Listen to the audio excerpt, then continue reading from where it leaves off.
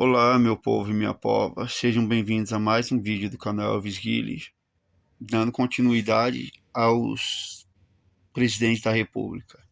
Como eu expliquei anteriormente, eu em uma semana vou fazer sobre alguns presidentes da República, em outra eu vou fazer sobre os governadores de estados, uma breve biografia deles, mais do que foi de mais importante no mandato deles. Eu pretendo fazer vídeos maiores, mas por enquanto vou me focar em três presidentes, três candidatos por vídeo. Se vocês quiserem um vídeo maior, vocês me dão um toque. Porque tem gente como eu, por exemplo, que às vezes gosta de ouvir o vídeo lavando uma louça, escrevendo e fazendo alguma atividade. Então, às vezes um vídeo maior ajuda bastante nisso, né? Tivemos, contando com o atual presidente, 39 presidentes da República e 27 vices. Hoje eu vou falar de três deles. Eu falei do primeiro presidente nosso, né? O primeiro vice da República, que foi o Marechal Deodoro da Fonseca. Entrou provisoriamente, mas teve seu vice, que foi Floriano Peixoto. Floriano Peixoto nasceu na cidade de Pioca, Alagoas. Eu nem sei se existe essa cidade hoje em dia, mas acredito que ainda exista. No dia 30 de abril de 1839. Ele foi o quinto de 10 filhos do lavrador Manuel Vieira de Araújo Peixoto e da senhora Joaquina de Albuquerque Peixoto, ou seja, foi literalmente o filho do meio. Mas foi criado pelo tio e padrinho, Coronel José Vieira de Araújo Peixoto, irmão do pai dele, na mansão de engenho, Riacho Grande. Naquela época era muito comum, às vezes, os pais não tinham condições de criar os filhos, então mandava para o parente mais rico, geralmente padrinho, tio. Hoje em dia, ainda existe isso em cidades do interior, mais do norte e nordeste, mas bem pouca escala, quase ínfima. Naquela época era mais comum. Ele foi para a mansão de Riacho Grande, Alagoas mesmo. Cursou o primário em Maceió, no Ceará. E com 16 anos foi para o Colégio São Pedro de Alcântara, no Rio de Janeiro. Já em 1859, ou seja, em 1855, perdão, ou seja, com 16 anos, ele se alistou no Exército. Em 1861, ingressou na Escola Militar e já em 1863 recebeu a patente de primeiro-tenente. Ou seja, com 24 anos ele já era primeiro-tenente, sinal que subiu rápido.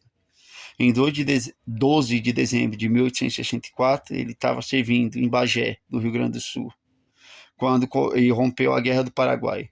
Participou da retomada de Uruguaiana e outras importantes ações militares, inclusive a batalha final em Cerro Corá, quando foi morto o presidente do Paraguai, Francisco Solano Lopes. Terminando a guerra em 1º de março de 1870, recebeu a Medalha Geral da Campanha e outras diversas condecorações. Em 1872, ele voltou para Alagoas, onde reencontrou sua jovem prima, Josina Peixoto, filha do pai adotivo dele, o Coronel José Vieira. E no dia 11 de maio desse mesmo ano, eles se casaram. Na República, ele ficou conhecido como Marechal de Ferro e consolidador da República. Como segundo presidente do Brasil, ele governou de 1891 a 1894. Foi o segundo presidente e primeiro vice da história a governar no lugar do presidente, que já era um presidente provisório. Né? Ele enfrentou um monte de crise política graves, reprimiu revoltas armadas para manter o regime republicano recém-instaurado, que tinha muita gente que queria imperialismo de volta. Como vice Deodoro da Fonseca, se tornou presidente em 1891, após a renúncia de Deodoro em novembro do mesmo ano.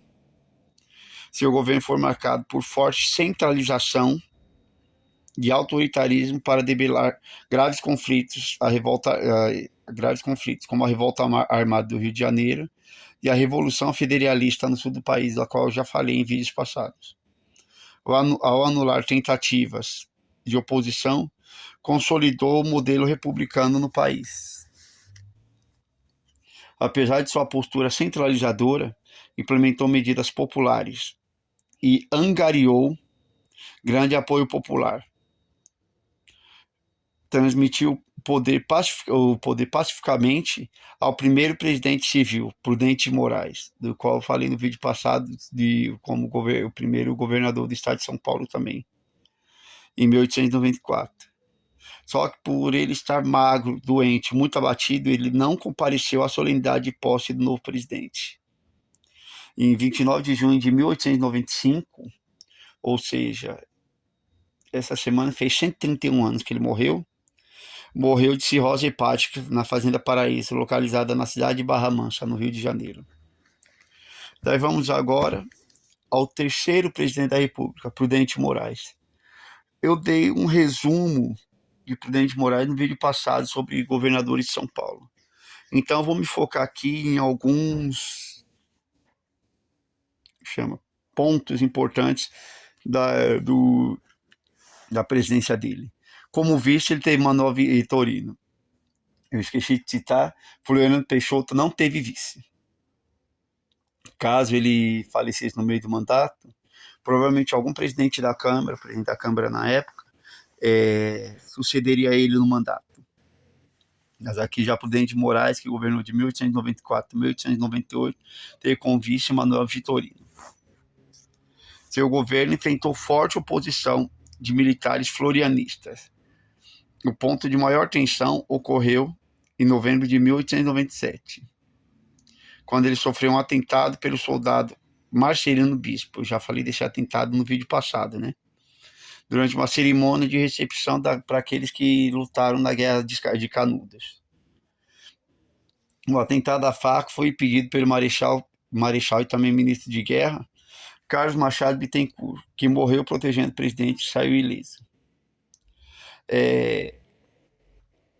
Esse atentado ocorreu porque os militares não aceitaram a passagem de governo dos militares para os civis, no caso ele primeiro civil. Ou seja, tinha muito militar ainda na administração dele, muito militar, senador, deputado.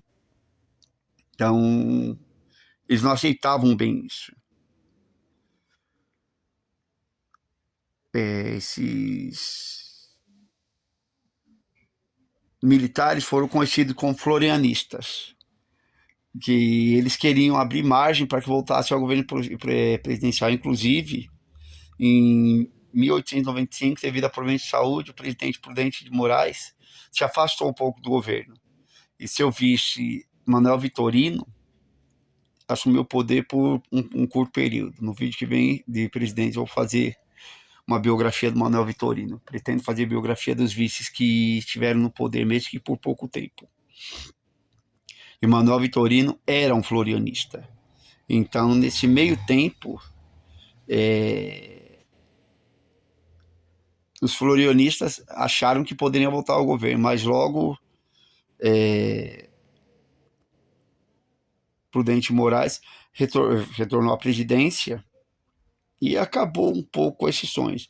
Mas mesmo assim, essa pretensão ganhou força na morte de Floriano Peixoto em junho de 1895. Durante o cortejo fúnebre, os florianistas seguiam gritando: "Viva Floriano, morra Prudente". Gentis eles, né, sutis.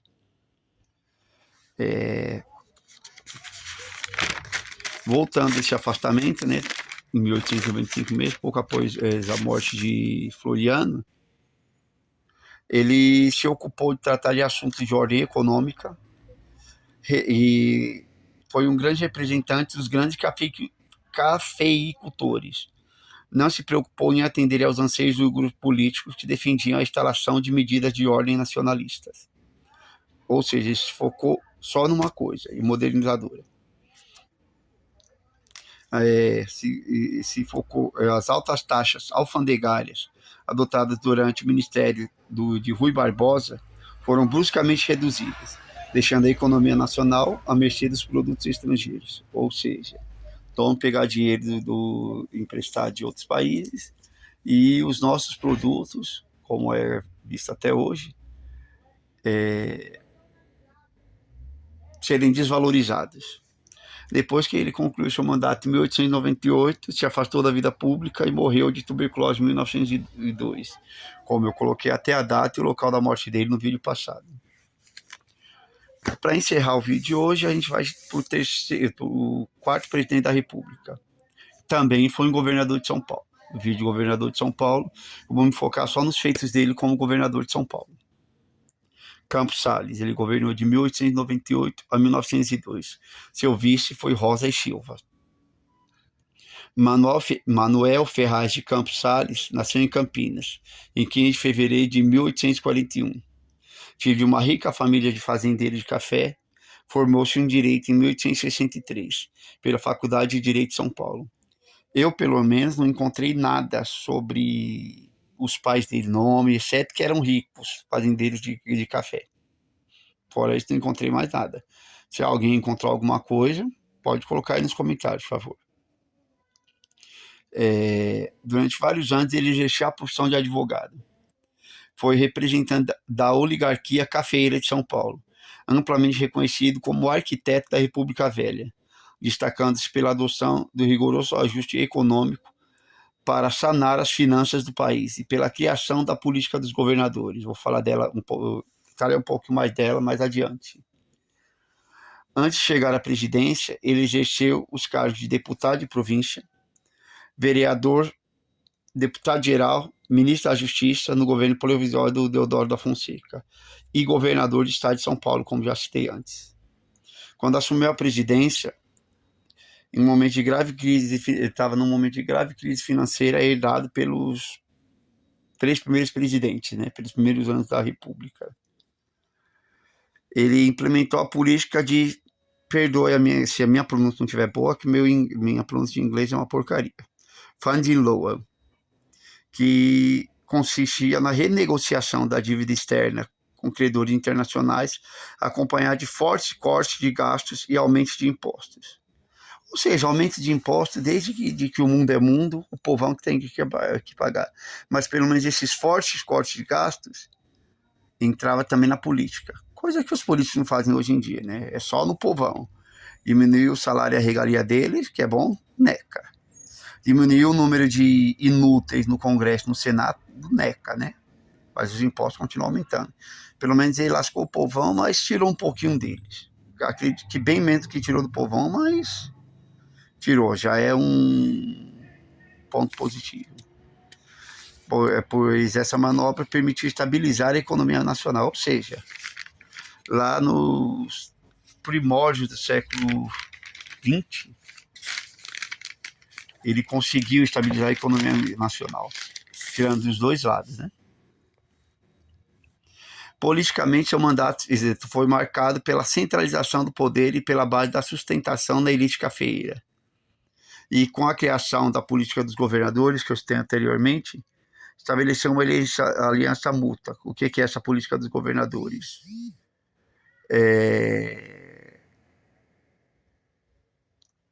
Como é que eu posso explicar? Uma aliança entre o presidente da República e os governadores de São Paulo, que ocorre até hoje, com algumas pequenas mudanças, mas no geral é a mesma coisa. O governo federal, ou seja, o presidente, não interfere nos assuntos locais, na sua quase que geralmente, exceto um assunto ou outro que exige a atenção do presidente, entendeu? E apoia as oligarquias regionais, apoia alguma decisão do governador de São Paulo, do Rio, de Pernambuco e assim por diante. Se ele vê que vai trazer benefício no consenso geral. E os governadores garantem a eleição de deputados e senadores favoráveis ao governo federal no Congresso. Muitas vezes com apoio direto dos coronéis e do voto de cabresto. Esses dois não existem na prática hoje em dia. Já na teoria é outro assunto que eu também não quero adentrar, porque daí eu estaria entrando em suposições. Entendeu? Então vamos ficar só no que está no papel mesmo. Quando ele terminou seu mandato, ele continuou na política e atuou como senador congresso com a Argentina. Ele faleceu em Santos no dia 28 de junho de 1913 devido a uma embolia cerebral. Alguns registros falam que ele morreu no Rio de Janeiro, mas a maioria relata Santos, São Paulo. Então eu optei pela maioria. Então é isso, pessoal. Por hoje é só. Eu falei desses 3 presidentes, de Floriano Peixoto, Prudente Moraes e Campos Salles. Ou seja, muita gente fala, eu já vi uma avenida chamada Campos Salles, já vi. Meu querido, tem avenidas, praças e presidentes, deputados. Se a maioria estudasse um pouquinho mais a história do Brasil, saberia que o nome da maioria das nossas ruas, praças, avenidas, rodovias, marginais, vem de presidente, deputados, senadores, prefeitos e governadores. Na Praia Grande mesmo, a maioria das ruas, principalmente no Boqueirão, é de presidentes, principalmente da era da ditadura militar. Lembrando que esses presidentes dos quais eu estou falando pertencem à República Velha, que se estende de 1889 até 1930, terminando no governo de Washington Luiz. No mais, eu vou ficando por aqui. Se você gostou do vídeo, curta. Se possível, compartilhe, comente. Se inscrevam. Se gostou, se inscrevam. E é o que eu vi falando, pessoal, curte. Não custa. Eu já falei em vídeos passados e torno a falar. Mesmo antes de eu ter um canal no YouTube, e até hoje, eu não me inscrevo no primeiro vídeo que eu assisto.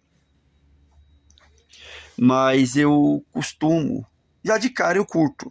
Eu gostando ou não do vídeo. Se eu não gostei, ou eu não termino de assistir o vídeo, ou eu não assisto mais. Mas eu levo em consideração o tempo e o trabalho da pessoa. Você está aqui no YouTube, não custa para você, vai lá, dá o like. Entendeu? Ajuda a gente.